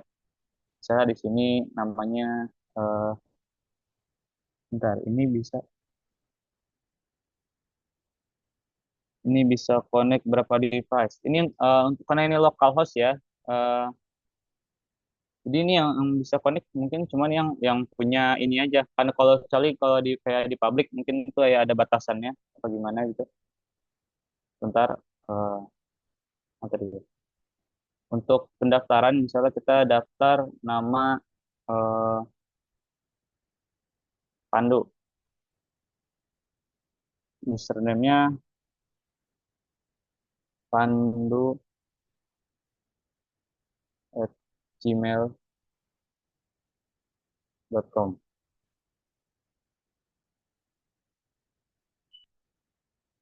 Habis itu kita enter password, misalnya passwordnya Pandu123. Nah, ini untuk penggunanya karena cuman kasir aja. Sebenarnya mungkin teman-teman kalau misalnya ada yang mau coba kreasiin sendiri, mungkin bisa ditambah ada waiternya lah, pelayan atau gimana gitu kan. Ini sudah masuk tadi ini, Pandu123, Pandu123 untuk password, untuk username, daftar. Nah, ini udah si Pandu tadi sudah terdaftar, tapi dia belum aktif. Jadi kita bisa aktifkan si Pandu dulu. Biar nanti si Pandu bisa login. Bentar. Kalau pakai kabelan bisa terhubung nggak Mas? Nggak perlu Mas. Ini kan localhost, jadi nggak perlu kabelan. Setahu saya ya. Sebenarnya pemahaman saya nggak perlu kabelan. Ini karena localhost, jadi nggak bisa, nggak perlu, nggak butuh juga. Kagak bisa login dah. Tuh, Mas, ini siapa nih? Pak Parinalin. Nggak bisanya di mana nih? Apa Kak Parinalin nggak bisa di mana? Mungkin ininya beda kali apa? Yang di localhost-nya beda. Yang di apa namanya? Yang di database username sama passwordnya mungkin nggak sesuai kali, makanya nggak bisa masuk. Coba dicek lagi di database-nya. Lanjut. Nah, di sidebar ketiga itu di admin itu ada entry menu. Ini contoh aja ya, ini bisa kalian ganti kalau misalnya kalian mau produknya bukan makanan atau misalnya apa gitu, barang yang lain ya. Sama misalnya ini kita mau tambah menu atau edit, saya mau tambah ya misalnya. Misalkan nama masakan, apa ya? Misalnya ini random aja misalnya eh, ayam gulai misal. Harga per porsi misalnya 15.000. Jumlah stoknya misalnya. Ini jumlah stoknya untuk ini ya, stok persediaan masakannya ya. Jumlah stok misalnya ada 20-an atau gimana. Tuh, pilih gambar. Nah, ini teman-teman bisa masukin gambar, bisa masukin sendiri gambarnya, bisa download dari mana gitu. Ini karena gambar nggak ada, ini kita pakai gambar lain aja. Misalnya kita pakai gambar nasi goreng. Oke, oh enggak, oke kita ubah aja ini jadi nasi goreng dulu. Bentar. Nasi goreng. Oke, pilih file,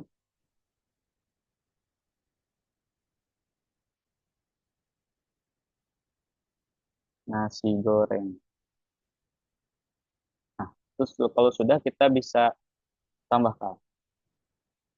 Nah, itu udah masuk ya.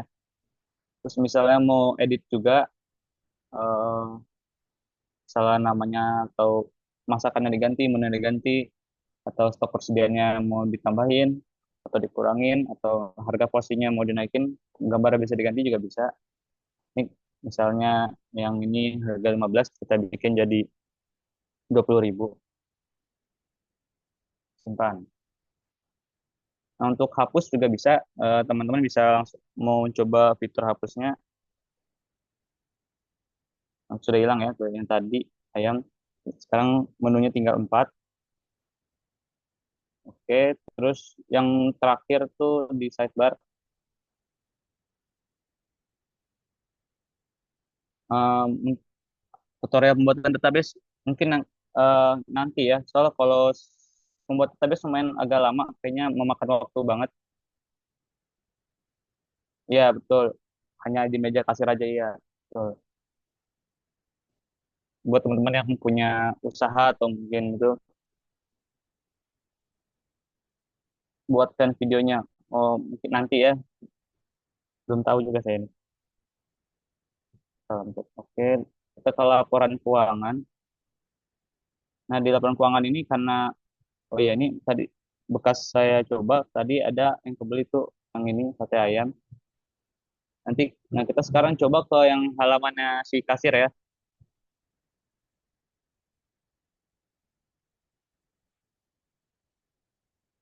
Tadi si pandu gmail.com, passwordnya tadi, eh bentar, password tadi apa ya?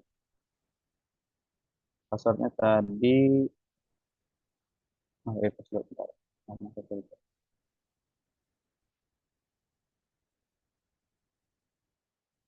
Oke, passwordnya pandu123.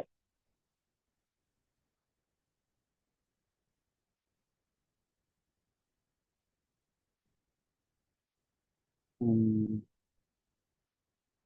bisa bisa ditambahin nanti, untuk kayak kalau tambahin sekarang agak lama ya. Tapi kalau misalnya mungkin ada next webinar bisa saya coba contohin nambahin user baru mungkin kayak ini, Mas Lintang apa waiters ya.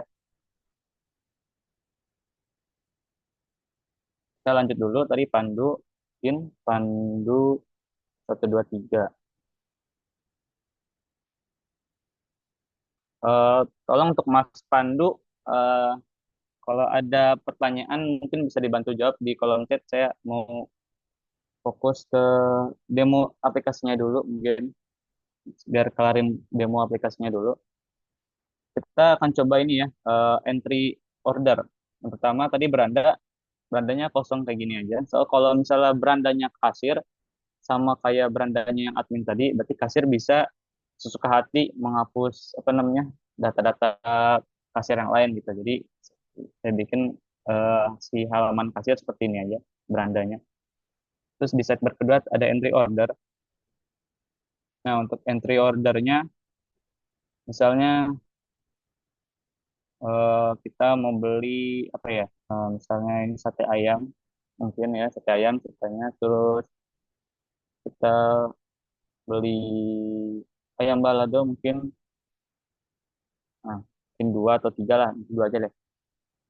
Sejumlah beli, misalnya dia jumlahnya beli 3,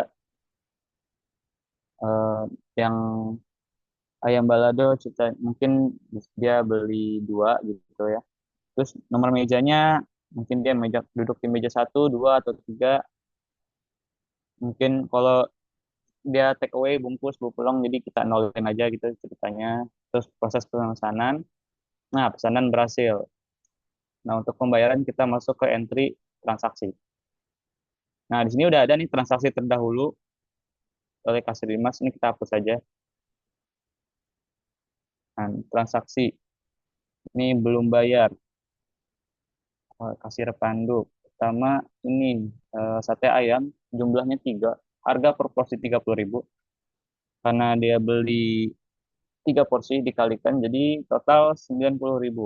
Terus yang kedua ada ayam balado. Dia beli 2 porsi. Harga ini 10.000 ya. Per, ceritanya per apa namanya per porsi 10.000. Totalnya jadi 20.000. Terus lanjut kita membayar. Misalnya di sini total kan 110 ya 110.000.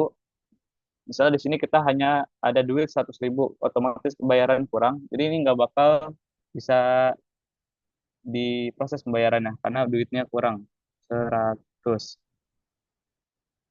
Nah, uang pembayaran kurang. Jadi misalnya kita membayar dengan duit 150.000.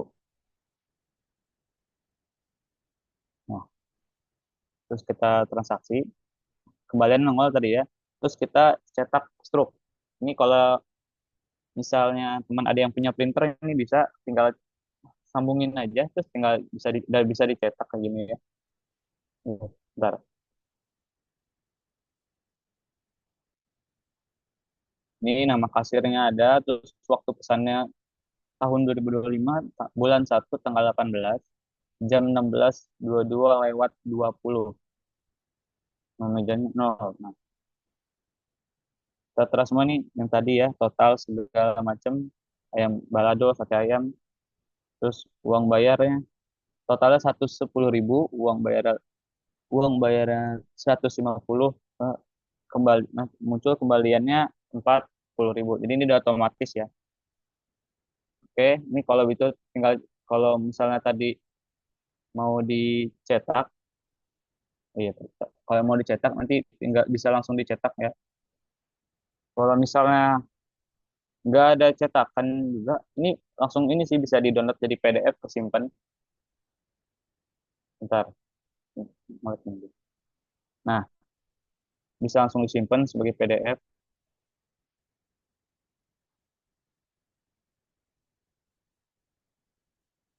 Oke, lanjut.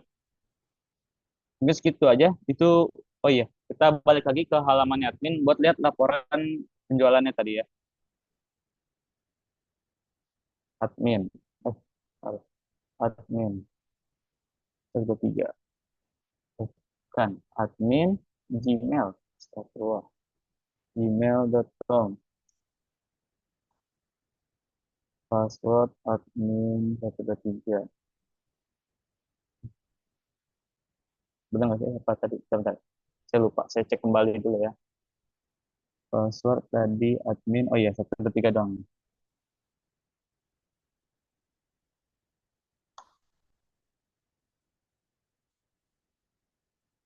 Nah, kita masuk ke yang jenis laporan.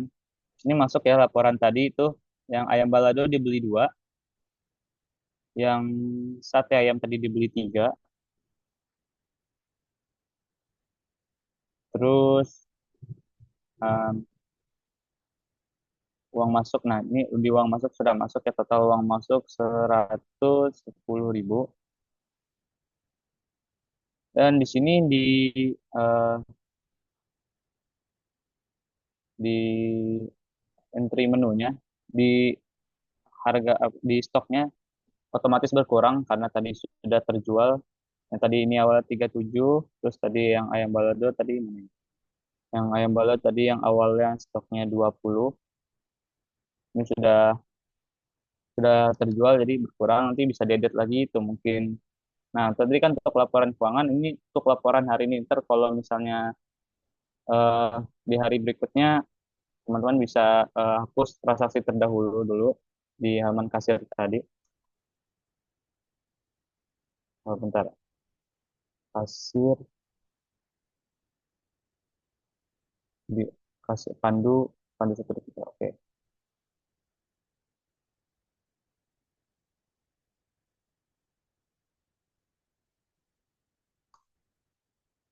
Oh iya, gini.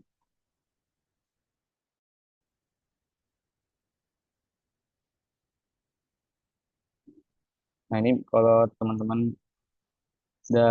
sudah berganti hari atau ini bisa dihapus buat biar apa, memperbarui laporan keuangannya. Oke, seperti itu. Mungkin segitu aja yang dipresentasiin dan demonya. Eh, itu shortcut juga sudah bagiin. Mungkin teman-teman bisa coba explore sendiri. Bentar, teman-teman bisa coba explore sendiri.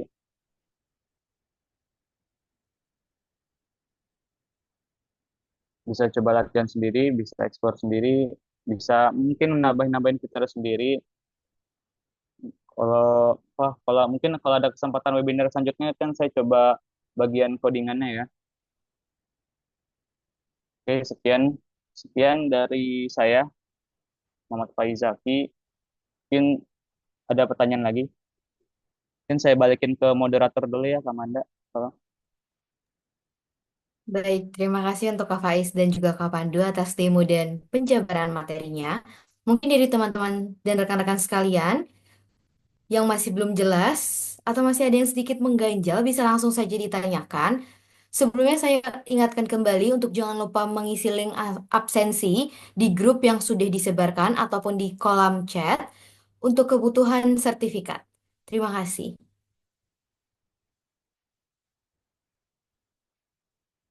Sepertinya sudah tidak ada pertanyaan lagi atau bagaimana?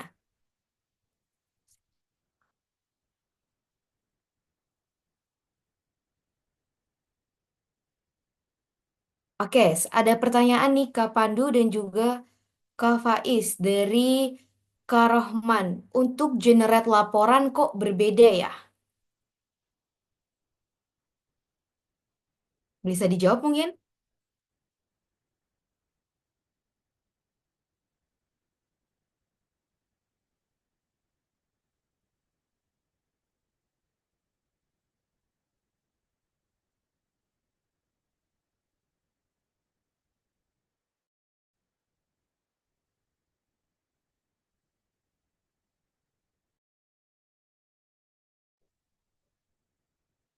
Em, untuk Mas Rohmat Junaidi untuk sumber laporan kok berbeda ya? Berbedanya di mananya ya, Kak? Bentar, saya coba tas screen lagi ya.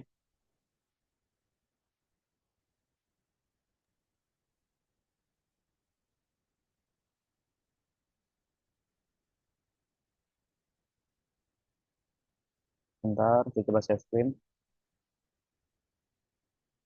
Apakah sudah terlihat?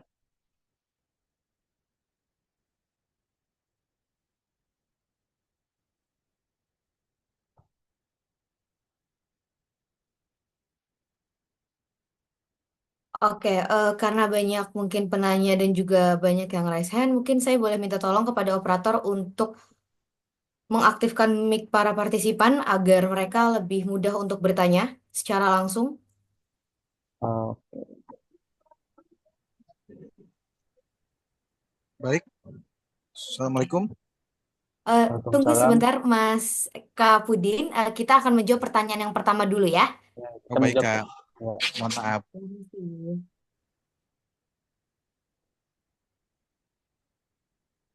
Oke, mungkin nih tipis saja ya, karena cara mengganti nama restoran dan alamatnya gimana ke untuk alamat. Maaf, apa yang tadi sudah terjawab ya? Yang pertanyaan pertama tentang kenapa generate laporannya itu berbeda, Oh pertanyaan iya, dari Rahman, silakan untuk dijawab itu dulu. oke, baik baik. Untuk bedanya di mananya Kak? Untuk Pak Ahmad, bentar. Ini ada fotonya. Saya coba buka dulu. Katanya hasil generate laporannya. Oke, Hasil. bentar. Ya, terima kasih. Ini juga saya eh, bukan apa ya, bukan expert juga. Mungkin ini saya juga masih pemula ya. Mohon maaf kalau ada yang kurang atau ada yang salah gitu. Oh iya, soalnya di database-nya Mas siapa nih, Mas Rohmat, itu database-nya datanya seperti itu. Kalau di saya, database-nya tadi saya tambahkan sendiri, makanya berbeda Mas. Jadi dia nggak satu kesatuan. Maksudnya dia karena nggak di hosting, dia local host, jadi apa yang ada di laptop atau komputernya Mas Rohmat itu berbeda sama yang ada di laptop saya gitu. Tapi keseluruhan semua sistemnya sama, cuman di datanya aja yang berbeda Mas gitu. Oke, baik. Sudah terjawab ya untuk Kak Rohmat pertanyaannya. Mungkin untuk Kak Faiz dan Kak Pandu bisa fokus pada pertanyaan yang saya bacakan saja, tidak usah Oke, oke. terdistract dengan komentar, Siap, siap. agar menjawabnya bisa lebih jelas. Untuk pertanyaan selanjutnya, kita ada dari Kak Izi. Cara mengganti nama restoran dan alamatnya gimana ya, Kak? Karena kalau tidak bisa diganti, aplikasinya nggak bisa dipakai juga. Oke, untuk pertanyaan itu pertama kita bukanya di itu ya di apa Visual Code Studios. Bentar.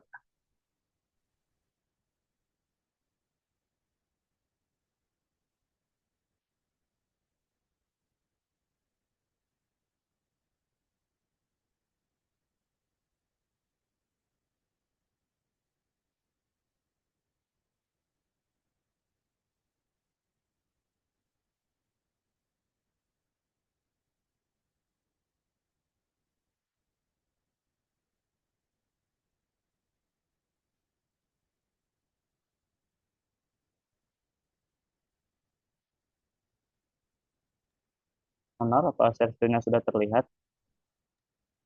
Sudah Bentar. terlihat. Oke, bentar.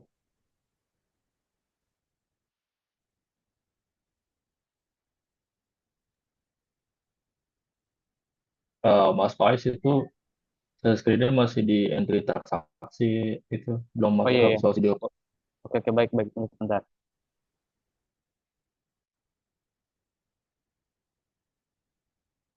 Oke.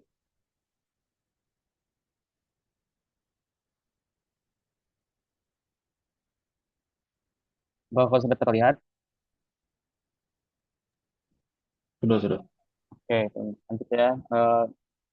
Pertama itu kita buka open folder dulu yang tempat kita nyimpen file kasir apa folder kasir tadi. Saya tadi simpen di media ini, ntar sang PP, terus yang htdoc, yang kasir ini, terus pilih folder itu kita select.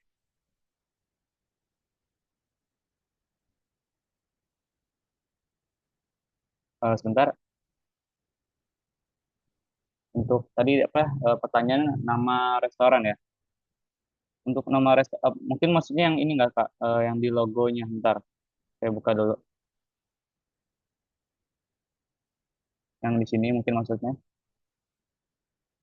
Bentar, bentar. Testing kali. Nah, untuk Kak siapa tadi? Eh,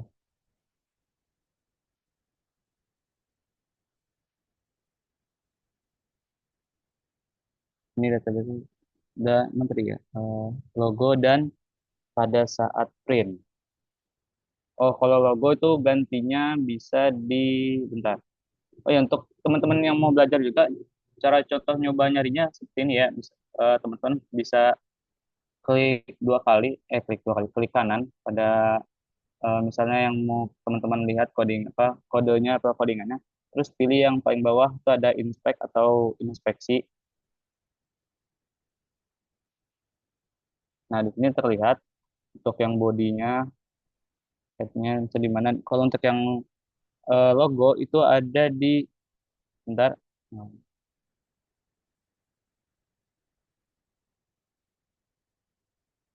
untuk yang logo itu ada kalau di VS Code-nya itu ada di template di folder template terus di CSS yang matrix style.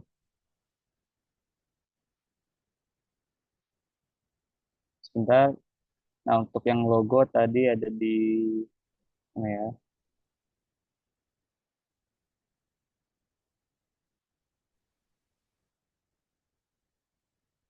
Nah,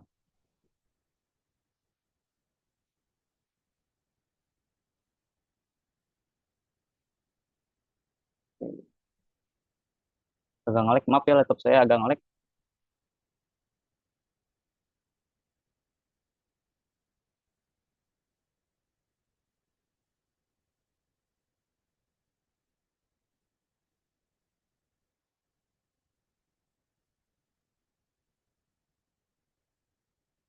Oke,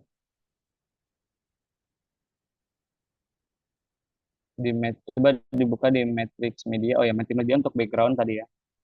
Sorry, Matrix Media untuk background yang warna biru tadi. Matrix Media untuk yang ini, untuk logonya ada di, bentar, di atas ya. Nah, background important.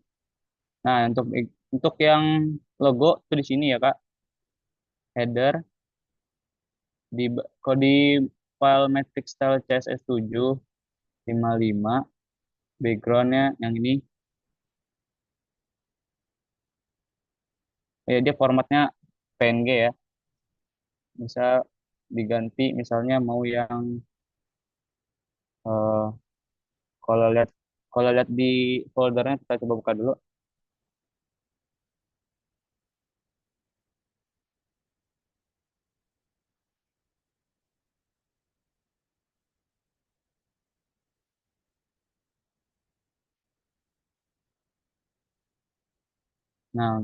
Nah ini tadi logonya yang saya pakai ya, yang tadi pakai mungkin misalnya mau diganti logo ini Cutler cut ini, cuman kakak cuman perlu apa, nulis namanya aja ya, tapi formatnya harus PNG.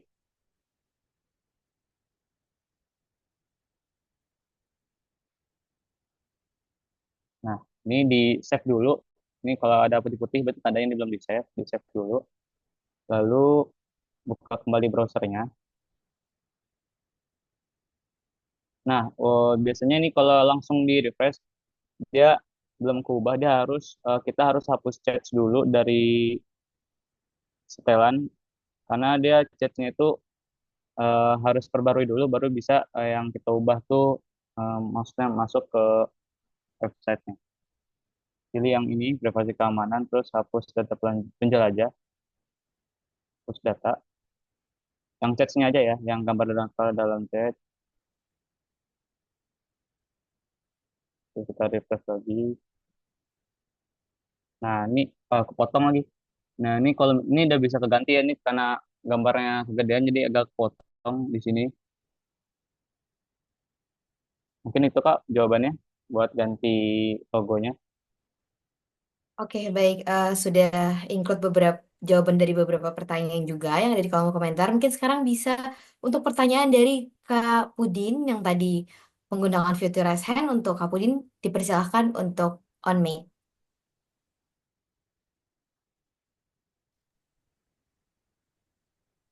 Baik, Assalamualaikum warahmatullahi wabarakatuh. Apakah suara saya Waalaikumsalam. terdengar? Terdengar? Oh, baik. Mohon maaf, Mas Faiz ya, izin Eh, bertanya. ya, Sangat baik sekali, sangat bagus sekali.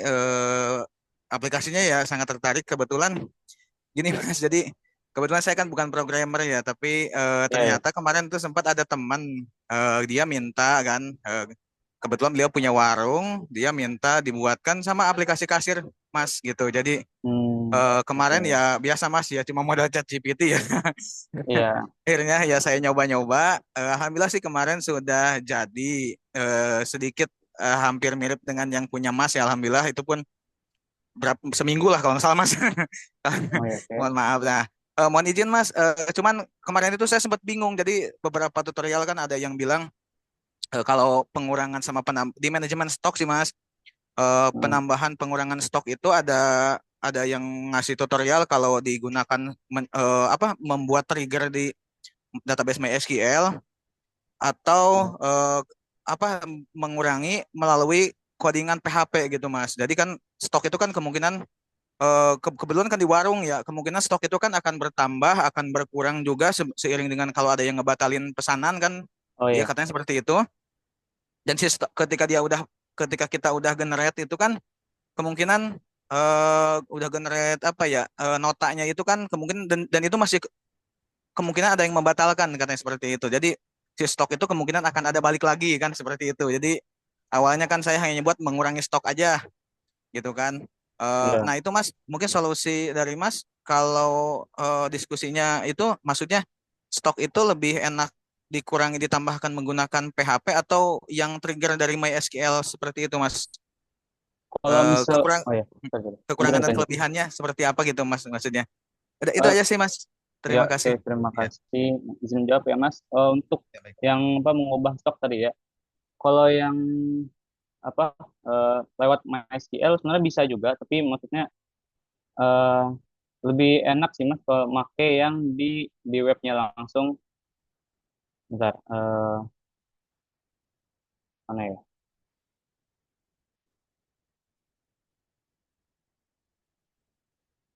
Di lebih enak pakai webnya langsung. Sebentar saya buka dulu.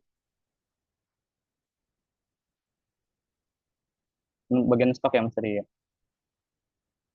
Lebih enak di sini langsung sih Mas, soalnya ini lebih apa ya?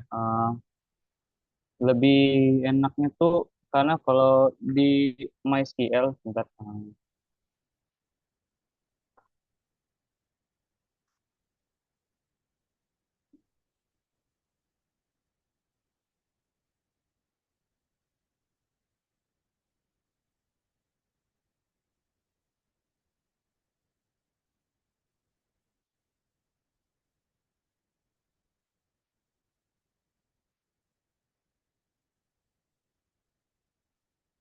Nah, untuk yang di stok tadi ya, untuk yang di stok.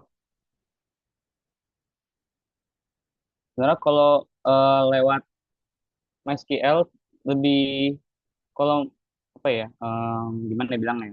Kalau yang dari website sih itu lebih ini ya, lebih efisien ya. Kalau di database takutnya ada yang diubah, takutnya ada yang error pas di running webnya. Mungkin itu aja sih Mas. Tapi sejauh ini sih setahu saya ya, pemahaman saya nggak ada masalah sih Mas, mau Mas ganti di MySQL-nya atau di webnya di PHP-nya nggak apa-apa, sama aja sih Mas, gitu mungkin. Oh gitu. Oke baik Mas. Terima kasih banyak Mas ilmunya. Terima Ya, kasih. sama-sama. Baik, terima kasih Kak Pudin atas pertanyaan. Mungkin kita masuk ke pertanyaan terakhir, yaitu mengenai Mas Faiz dan Mas Pandu. Saya izin bertanya, apa buku atau kursus yang direkomendasikan? Mungkin Hmm, boleh, bisa juga Kak Pandu. oke Pandu, mungkin ada buku atau kursus yang direkomendasikan. Buku tentang apa dulu nih? Kalau buku Ini kan banyak ya. tentang inilah PHP, codingan, database. Paling kalau menurut saya belajar apa buku PHP dulu sih. Itu masih awal kan. Jadi kalau misalkan sudah bisa PHP, sudah ngerti OPP-nya, bisa lanjut naik ke Python. Kalau sudah bisa Python lagi, sudah ngerti apa itu Python, lanjut ke bahasa selanjutnya itu assembly. Assembly itu emang agak susah. Tapi yang saya rekomen itu bahasa PHP dulu. Iya. Untuk buku Mas, mungkin kalau referensi buku ya, saya coba lihat dulu.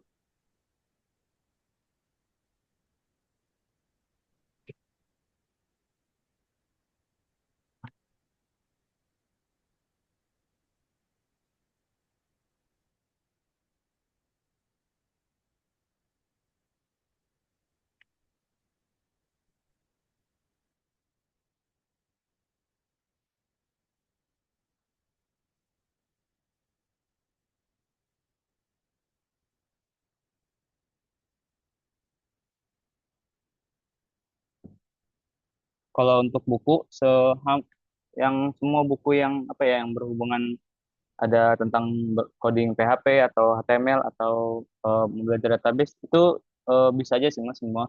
Tapi paling kalau lihat buku kan agak susah paham ya. Pengen Mas juga coba belajar dari YouTube atau mungkin dari apa ya? YouTube ya paling nggak, paling YouTube lah ya. Sama Saya di sama website. saya sama Mas Pandu ini kebetulan belajarnya dulu karena dari SMK kami berdua tuh ngambil jurusan RPL, Rekayasa Perangkat Lunak. Jadi itu belajar basicnya awal dari situ, gitu Mas. Tapi kalau buat mas yang pemula mungkin bisa lihat YouTube, bisa lewat ya lihat webinar kayak gini juga, mungkin nyari-nyari webinar lagi gitu mas. Bisa belajar otodidak juga, otodidak itu juga bagus sebenarnya. Oke mas, kalau sudah terjawab, boleh Oke, eh, jawabnya untuk Kak Risandi. Eh, eh, Kalau dari langsung ke komentar, mas. pertanyaannya Ika, untuk source code saya pelajari dan saya pilih untuk belajar otodidak saya. Boleh mas. Boleh boleh banget, silahkan mau di otak-atik kayak gimana pun juga nggak apa-apa, boleh banget. Itu juga saya bikinnya juga itu awalnya nggak nggak langsung kayak gitu. Jadi juga misalnya saya dulu waktu SMK itu saya juga ngambil dari nemu-nemu di GitHub, terus saya modifikasi, saya ubah-ubah jadi kayak ya itu yang saya tadi presentasiin gitu mas. Jadi nggak apa-apa, silahkan, boleh banget. Oke, baik. Terima kasih Kak Faiz dan juga Kak Pan atas jawaban-jawabannya. Dan-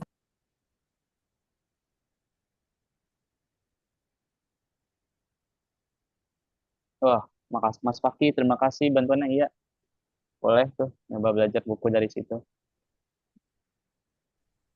Oke, terima kasih pertanyaan-pertanyaannya dari rekan-rekan semua dan juga jawabannya dari Kak Pandu dan juga Kak Faiz. Saya ucapkan terima kasih banyak kepada rekan-rekan yang sudah menyempatkan waktunya untuk berhadir pada sore hari ini di webinar kali ini. Saya juga mengucapkan terima kasih kepada Prof. Ono yang juga sudah meluangkan waktunya dan juga Ibu Ulfa juga rekan-rekan dari Pandi atas waktunya. Dan Pandu dan juga Mas Faiz yang sudah membagi ilmu-ilmunya kepada kita semua. Mungkin kita akan mengakhiri sesi webinar kita pada hari ini karena waktu sudah menunjukkan pukul 4.49. Kalau begitu, saya mohon maaf atas kekurangannya. Kita bertemu lagi di webinar-webinar Institut Teknologi Tangerang Selatan selanjutnya. Maaf, Kamanda, sebentar, potong sebentar. Ya, Sekalian saya mau mau promosiin webinar besok ya. Besok ada webinar juga, itu website statis dengan HTML dan CSS dasar sama teman saya itu. Mungkin ada yang mau juga, ini karena HTML dan CSS dasar, ini masih basic banget. Mungkin teman-teman bisa coba ikut webinar besok di jam sebentar di jam 10 sampai jam 12 besok. Oke, itu aja Kak. baik. Terima kasih, Amanda. Baik, sudah cukup jelas informasi yang disampaikan dari Kak Faiz. Baiklah rekan-rekan semuanya, akan saya tutup webinar pada sore hari ini. Terima kasih atas waktunya. Mohon maaf jika ada kesalahan dan kekurangan. Saya tutup. Wabillahi taufiq wal hidayah. Wassalamualaikum warahmatullahi wabarakatuh. Waalaikumsalam warahmatullahi wabarakatuh. Waalaikumsalam. Waalaikumsalam warahmatullahi wabarakatuh. Terima kasih Salam semuanya. warahmatullahi wabarakatuh. Terima kasih banyak Kak semuanya ilmunya. Terima kasih. Oh Iya, ya, terima kasih. Ya,